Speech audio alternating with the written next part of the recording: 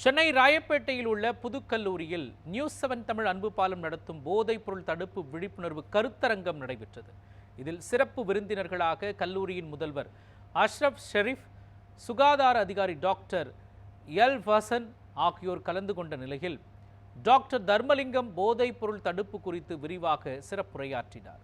News 7 Tamil அன்பு பாலம் கடந்த ஆண்டு போதைப் பொருளுக்கு எதிரான விழிப்புணர்வு இயக்கத்தை கையில் எடுத்து நடத்தியது. அதன் மூலமாக 12 லட்சம் மாணவர்கள் போதைப் பொருளுக்கு எதிராக உறுதிமொழி எடுத்தனர். அதனைத் தொடர்ந்து தற்பொழுது 2ஆம் ஆண்டாக இந்த விழிப்புணர்வு பேரணி இயக்கம் நடைபெறுகிறது. இந்த ஆண்டும் கிட்டத்தட்ட 1500 மாணவர்கள் கலந்து கொண்டு உறுதிமொழி எடுத்தனர். வணக்கம்.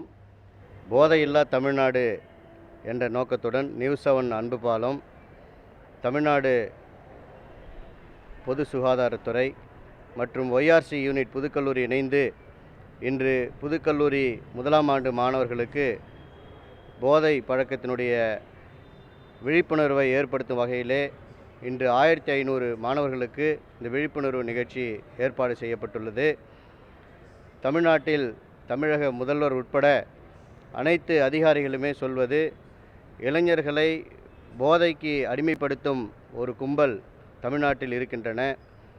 அந்த அவர்களுடைய பிடியிலிருந்து விடுபட பல்வேறு நடவடிக்கைகள் எடுத்து வருகின்றன. அதன் ஒரு பகுதியாக நியூஸ் 7 அன்பு பாலம் கடந்த வருடம் 12 லட்சம் மாணவர்களுக்கு இந்த விழிப்புணர்வை ஏற்படுத்தியது.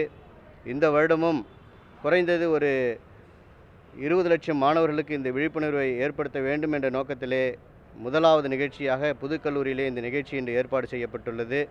நிச்சயமாக மாணவர்கள் போதையில்லா இந்த போதையினுடைய பழக்கத்திற்கு அடிமையாகாமல் எவ்வாறு அவர்களை தற்காத்து கொள்வது, அவ்வாறு போதையை பயன்படுத்தும் மாணவர்களையோ அல்லது மற்ற பொதுமக்களையோ கண்டால் அவர்களுக்கு எவ்வாறு விழிப்புணர்வை ஏற்படுத்துவது, போதை இல்லாமல் எவ்வாறு வாழ்க்கையை வழிநடத்தி செல்வது போன்ற விழிப்புணர்வு நிகழ்ச்சிகள் இந்த கல்லூரியிலே இன்று துவங்கப்பட்டது.